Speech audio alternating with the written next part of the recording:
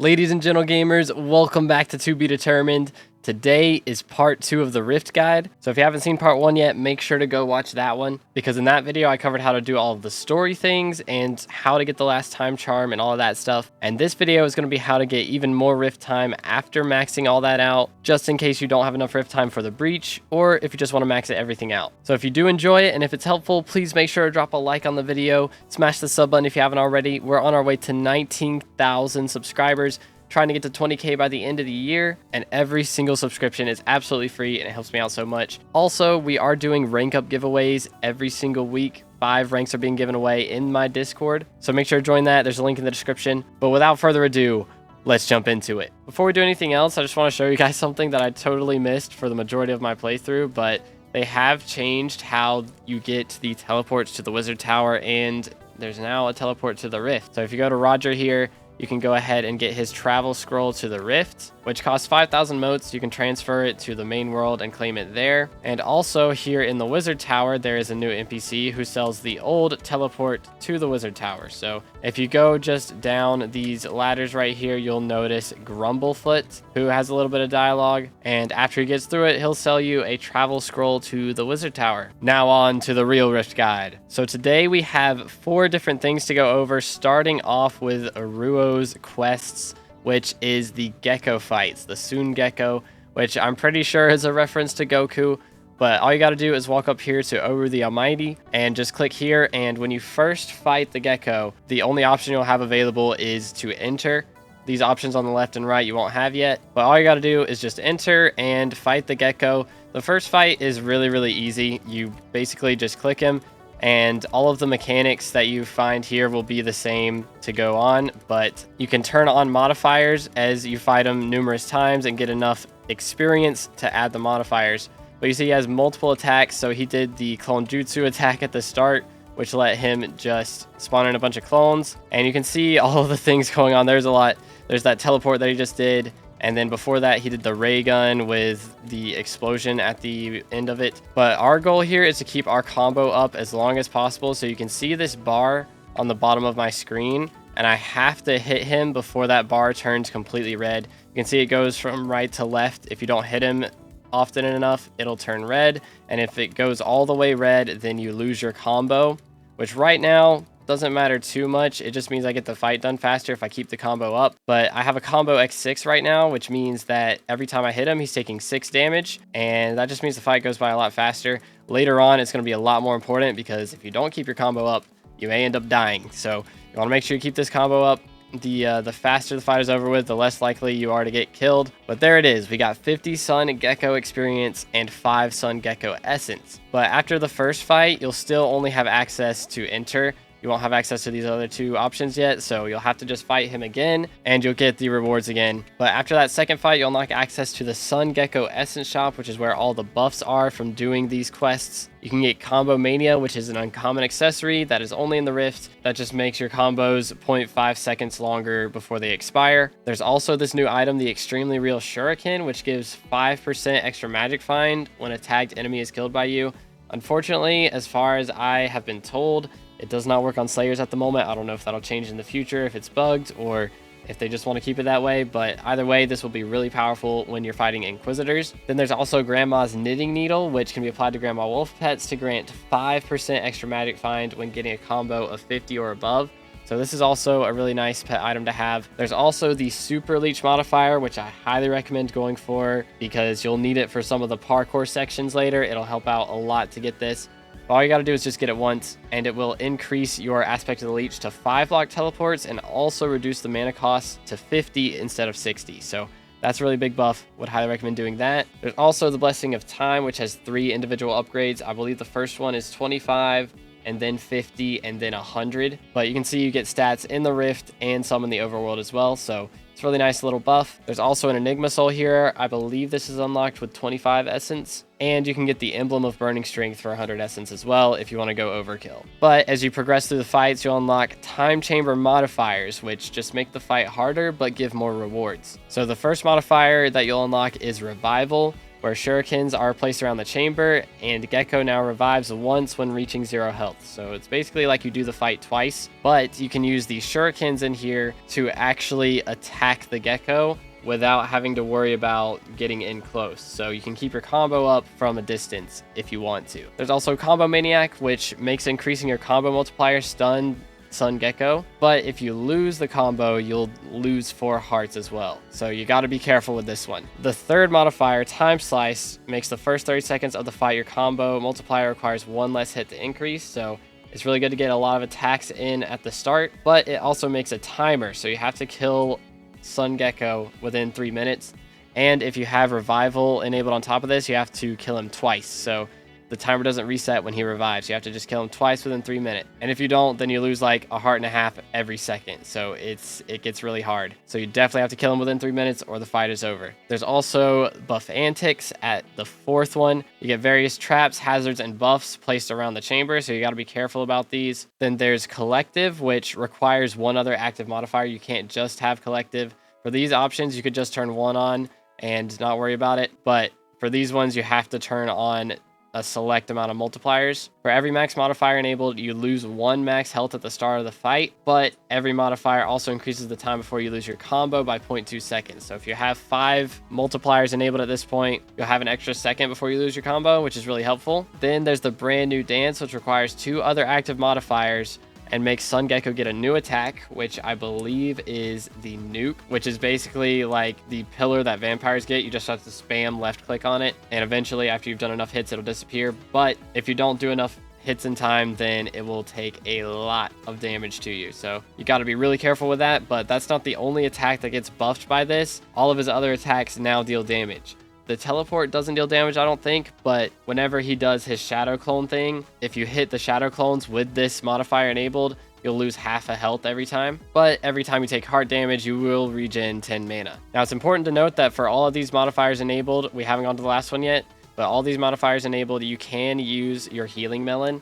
And you can also use the Holy Ice ability, which if you don't remember from Vamp Slayer, reduces your damage taken by 80% for the next second and a half. So this is really useful for the laser phase, especially because if he hits you with the laser, it does deal damage. So this will help a lot with that. Also, you want to make sure to wear your anti-bite scarf. If you've already beaten the Rift and you have the Wizardman face, you want to swap that out with the scarf, because the scarf has an ability that the Wizardman face doesn't have. If you would take damage, you take half a heart less. So this helps a lot with staying alive. So I would highly recommend wearing this. Also, if you have the golden belt, this is nice for everything that's not combat related. But this is combat, so make sure to swap it out with the Vermin Belt. This gives slightly more intelligence and speed, which is really helpful, whereas this doesn't help out as much. But we do have to talk about the last modifier, which is very, very difficult. Heart damage cannot be healed in any way, so your Luscious Healing Melon is going to have no use now. But your combo multiplier requires 1 less hit to increase, which is really, really helpful. But the reason you would turn these modifiers on is because the more of them that you have turned on, the more Gecko experience and essence you get. Plus, it's a really big flex to have been able to do the fight with all 7 modifiers enabled. It is extremely difficult. If you have high ping, you probably won't be able to do it, but there are a few other tricks that you can do. I'm going to attempt this real quick, so wish me luck, but I do recommend using the Weirder Tuba. It does give a lot of speed. The Rift damage buff doesn't help here, but the speed is very useful, and you do want to make sure to use your Aspect of the Leech here. You can hit him with your bare hand, and it does the same damage as hitting him with the Karambit. The only thing that matters here is your combo, but I recommend if you are going for the maxed out essence shop and you don't care about doing this fight at 7, then you can just turn off the last 2, honestly. You can probably even get away with having the last one on as long as you have a Luscious Healing Melon, but this last one you definitely need turned off if you're trying to get these done quickly and without too much struggle. But even the T6 can be difficult. We'll fight the T6 first and show you how it works. So to start off, we're just going to run in here and fight him like normal. You can see there's speed buffs in the background, and he has Wild Nuke. So I need to disarm that, wherever that is. But I got to teleport around, and I died. That's the worst part, is the KB. He teleported to me right at the last second there and just annihilated me. He KB'd me back into the hazard zone. So that's what happened there. That's why I got insta-nuked. But let's try this again. Maybe I won't be as rusty this time. We're going to keep our combo up. That is the big deal. So if he goes up into laser phase, what can really help is if we get a shuriken, but I don't have one. I'm going to hit him and probably lose health here. It's fine. I have healing melon. So we're just going to keep hitting him. The main problem is the lasers if that happens. So I'm just going to enable Holy Ice because I'm probably going to hit one of these guys as I'm going. Yeah, heal, keep breaking the nuke, keep hitting him. We still have our combo, you can see. That's a really big deal, but keep hitting him, and there's a hazard going on up here, which is really bad for me. I'm popping Holy Ice, keep hitting him. The explosion didn't really do any damage to us, thankfully. We did take a bit from Spirit Beam, which is unfortunate, but it's fine. But we have a 5x combo right now. Sometimes you can get a combo increase just from the abilities that we're getting right now. You can see we were just walking around, picked up a time shuriken and a speed boost. Sometimes you get a combo buff right here. If I can get this, there we go, combo increase. So if you see one of those, you don't have to hit him with a shuriken. You can keep your combo boost up without hitting him with a shuriken. There's another combo. So we have 8x increase now. 9, and he is going to revive after we kill him here. So he revives right up here at the same spot he spawns in at the start. So no matter what, he's going to revive at the same spot. But that is a 10x combo increase. Just keep hitting him. I like to do this in third person. It just helps me be more aware of where hazards and things are. But if you want to do it in first person, that's completely fine. I just find it to be more easy, but maybe it's just me. But he's very low, but there is a nuke, so I need to focus on the nuke a little bit. Get the nuke low. 2 more hits. There we go. The nuke is down. Just keep hitting him. He's 1 HP, and there we go. We got 350 Sun Gecko experience and 35 Sun Gecko essence for killing the tier 6 Sun Gecko. But now the T7, where you can't heal, but your combo multiplier requires 1 less hit to increase. I may not be able to do this on this attempt. It's very difficult. It took me like 10 tries previously, so I'm probably going to butcher it, especially while trying to commentate on top of this. But I haven't really talked about it. You do notice there is a... oh man, his lasers are a lot faster in this phase, by the way, as well. But there is a price to start the session. It does cost 5k to begin the battle, so you do have to be careful about that. Also, there is a instant damage ability that can pop up. So it looks like a redstone block, I believe. But you got to be really careful with that one. I need to stay alive. I didn't use my weirder tuba. That should help. I got to keep my combo up. Ooh, that was close. Almost lost the combo. If you lose the combo, it's game over, basically. Because, again, we do have a 2-minute time limit. You can see that on the right side. There's a lot to keep track of. Why? This is the worst RNG. This is literally the worst RNG. Hit him, and I missed him.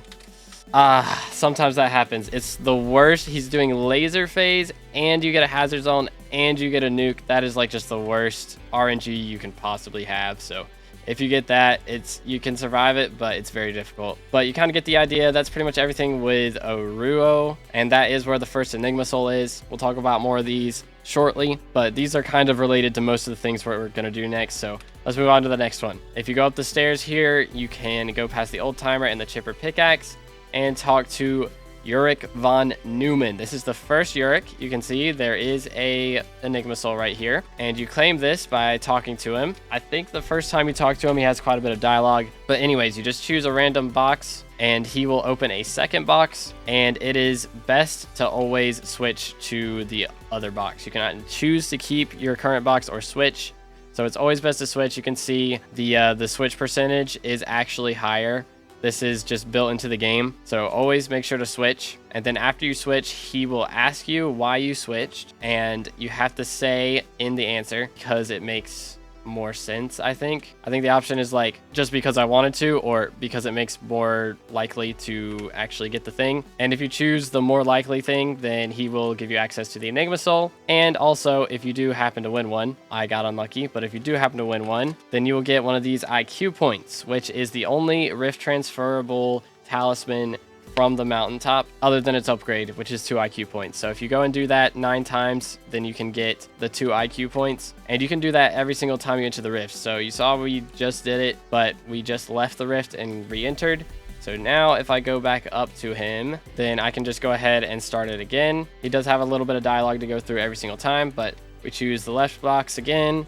He opens another one, and then we're going to choose to swap just like always. And maybe this time we get a little bit better RNG. Yes, there we go. We got another IQ point. So that's how you get the IQ points. They're so easy to get. I recommend getting one for inside rift and one for outside if you're going to be grinding here a long time. But if you only want one for the outside, that works if you're not going to be grinding this out. But the next Enigma Soul is going to be at the next Uric. There are 3 of them. So let's go ahead and go up here to the second one right here. Uric von Neumann number 2. This is Ubix averages. So every participant has to choose a number between 1 and 100 in ever how many days it is for you. The closest 10% of participants to half of the average will get 1 free will. And there's some extra rules sometimes.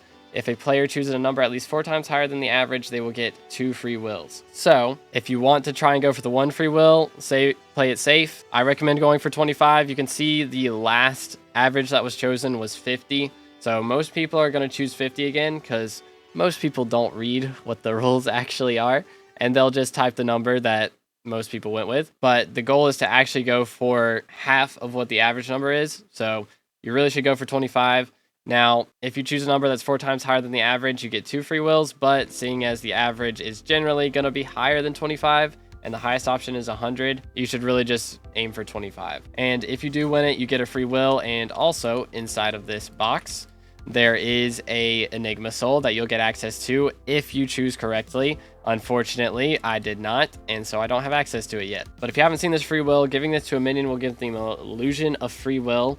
They'll be met with the most important choice of their minion life. They can stay and get 10% minion speed or leave you forever, which I believe means get deleted, and send you a postcard, which I am not sure if that postcard is actually like a talisman or something. I'll have to check up on that. Again, I'm recording this on the 2nd day of the rift, so these just got created. I'm not sure how many people actually got them, but I'll have to do some research. But after you've done this one, we will go ahead and go over to the 3rd Uric, or Ubik, I always say it wrong. And this is probably the most important one.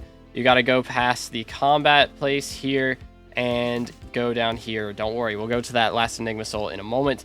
But there's another Enigma Soul down here. Basically, you challenge all 3 of these guys to a game of split or steal. I believe this guy on the left will always steal. The one on the right will always split. And the one in the middle is varied. So realistically, with these guys, you can always just steal. And that's usually the best way to do it. But with Ubik, you want to play 2 games against him. The first game, you play split every single time. And the second time, you play whatever he played on his last turn. So, for example, I will go ahead and lead with split. And we both split. So then we split again because he split on his last turn. And then split again. And just spam whatever he uses. So he used split on his last turn, so I'll use split on this turn. And we can just keep splitting the entire time until the very end. And I get 24,000 motes, and he will also give you access to this Enigma Soul. And he'll give you the Ubix Cube. So for this, what I recommend doing is just always use it on Melrose. It does have a cool 2-hour cooldown, so you gotta be careful about that. But every time you want to use it on Melrose, the guy on the right here, because he always splits. So you can always play steal against him and get 5,000 motes for every single round you play against him. I believe the minimum amount of rounds is 5. But you can see I played a full 8 rounds against Ubik here, and I only got 24,000 motes. Whereas you get 5,000 motes for every round you steal, so 5 rounds would be 25,000 motes. So it's a small difference, but it does get you slightly more motes. And again, you can do that every 2 hours, so that helps a lot with the Rift Prism grind if you decide to go for it. But back up the stairs here, there is a NPC that will be standing right here. I think Icarus NPC is his name. He's supposed to be like Icarus from Greek mythology. But you just talk to him, and he'll ask you the amount of times to jump. Hit the highest number the first 2 times that he asks.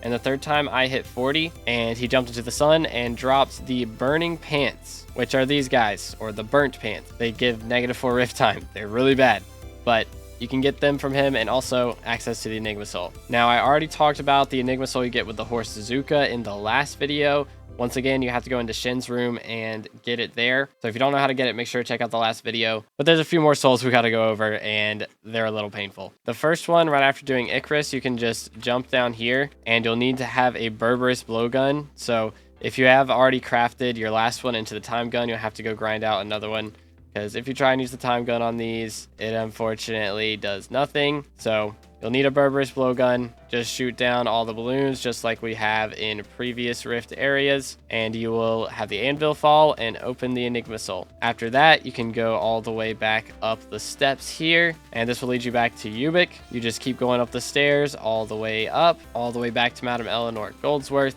and we keep going around all the way back up to the eye, and then up to the peak of the mountain almost, right here at the bridge. Now, you can see there's a sign here, Leap of Faith. You just take a step and jump, and you'll land on border blocks. There are some border blocks here, so you just got to be careful where everything's at. It does end right here at the end, so just jump here, grab the Enigma Soul right there. Now, there's only 2 more Enigma Souls left, but they're the most painful ones, so just mentally prepare yourself for this. We're going to go back around. The first one is going to be the Flea Spook right here. So he'll be down here on this ledge, I believe. You just talk to him, and then you will have to do all of this parkour. I'll have a sped up clip here where I managed to do it earlier, but you just got to go through everything. You got to be really careful. It's going to take a while to get used to, but I do recommend, again, having the maxed out aspect of the leech. It's going to make everything a lot easier. You teleport an extra block. It costs 10 less mana. It's just a win-win.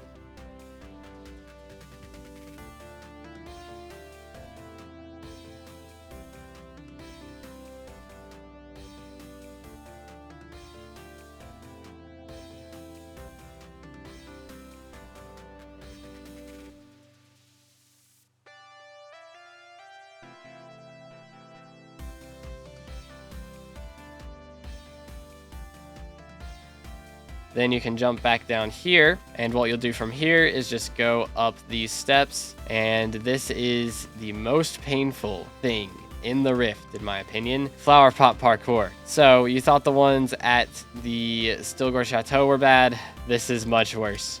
You got to jump on the flower pots, click the next one. For the most part, at the start, you will have to jump on them and click them, but later on, you only have to click them, so it's not as bad. But we just gotta wait for these guys to come around. There are only 2 moving platforms here, but we gotta get all the way down to that, which is gonna take a while. But as you can see, that guy just teleported and hit the flower pot, which is fine.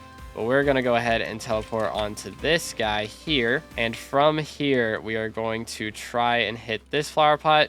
Again, you don't have to jump on it. You just have to right or left click it, and just make sure you're clicking everything quickly. If you stand there for too long, then you're going to get stuck. And of course, there's a game update. What have they done? But there's a lot of parkour to do here. You should make that jump. That would be smarter. But you just kind of got to get through the parkour. There's not really any crazy tricks. Just make sure to have the maxed out aspect of the leech. And actually, I will take that back. There is one other trick that you can use, which is at the end of the parkour, or close to the end. You got to be on that island over there. But there is a spot where you have to drop down onto the next section, and it's a lot easier to do if you know exactly where the coordinates are that you need to be, which is +40, +116. So it takes a second to actually figure everything out while you're in F3 and also doing parkour, but it is doable.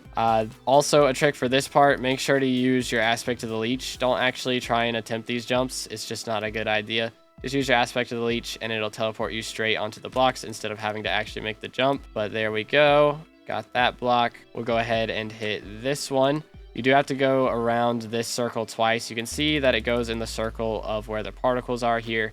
So you got to go around the entire thing, a whole loop and a half, because we got to get all the way over to this flower pot here, which has 3 sections. So make sure to click all 3. If you wait too long on this, there is a timer. So if you don't click the last flower pot within a few seconds or so, then you will miss out on the parkour and you'll have to start it all the way over and start clicking everything again. But you can see this is where you have to drop down. So I'm going to open my menu, 116, and get to 40 right here. Perfect. Boom. And this is harder to do with multiple people here because if you have 5 people drop on the same spot at the same time, like I had at one point, then you can't click the flower pot under you. So I recommend finding a lobby where there's less people. Okay, I made it and I fell afterwards. I made it to that section. But if you can make that drop, that's the hard part. That is the very hard part. I failed that last jump to that last flower pot right there like 3 or 4 times. He almost made it. That is definitely the hardest place to go to. So if you can get that jump down though, it's a lot easier to get to the last section. But that should be all the Enigma souls. Now there's only one thing left, Detective Amog's quest. When you first find him, he's going to be across from the foraging section right here. You just talk to him right here. He'll have quite a bit of dialogue to go through. But after you're done with all of that, you have to go back to Romero's house. So I recommend taking the teleporter here, teleporting over to the plaza. Make sure not to run into the temporal pillar here, and run all the way across back to Romero's house, across this back section, and right over into here. And there you find Detective Amog. He's basically going to try and get you to do the exact same quest that you did before, but since you already know all the stuff, you can get through it way faster. There is a lot of dialogue that you have to get through, and after you do all this, you have to go over to the florist. So straight from this house all the way over to the florist, which if you don't remember is this building right next to the stairs, and you'll find Marcia in here, and there will be quite a bit of dialogue to get through there as well. You'll have to break the news that you're the murderer. And after a good chunk of dialogue, you talk to Detective Amog, and he'll say you have to go to the Coliseum. So you go straight from the florist building back over to the teleporter eye right over here and teleport to the Coliseum. And then don't fight back day, turn around, and you'll come back to this tree back here and talk to Master Tactician Think. After talking to him for a while, you have to talk to Detective Amog again, and he'll say to go over to the tailor shop. So you can just come back up here, go to the eye, teleport to the plaza, and then from there head straight over to tailor shop once again, making sure to avoid the temporal pillar, and go downstairs, and there you will find Juliet, Marcia, Romero, and Detective Amog, plus Master Tactician Fink, of course. And after getting through a lot of dialogue from Detective Amog, make sure to talk to Romero, get through his dialogue, and then go back up the stairs and head back to Romero's house, which is right next door. Once again, avoid the temporal pillar, and here you can talk to Romero, and then you have to grab the materials on the ground and build a barricade in front of the door. So you just have to pick up the block and take it to where it says to build, and just place it on the ground, and it'll build everything itself. After building the barricade, talk to Romero again, and then Detective Amog, and then go crouch over in the corner of the building. It will force you to type "Help Wizardman" in the chat. Wizardman will come in, destroy the barricade, and then you have to stop yourself from killing Romero by stabbing your other self repeatedly. So after you do that, talk to Detective Amog, and he will have a lot of funny dialogue to get through. And then you can talk to Juliet and get the Ring of Eternal Love, which is a second legendary ring that gives 80 seconds of rift time, and it does stack with the Ring of Broken Love from the previous quest. Now after you've claimed this, you can go back over to the teleporter eye and teleport up to the top of the mountain. From here, you can go around to the back of the building that you talk to Wizardman and do all of his quests at. You can teleport up over the top or just go through, and you'll find some blood stains where Detective Amog stands. He will have a lot of dialogue to get through once again, but after you're done with that, you finally get to stab this guy. And he will drop a wallet, which is rift transferable.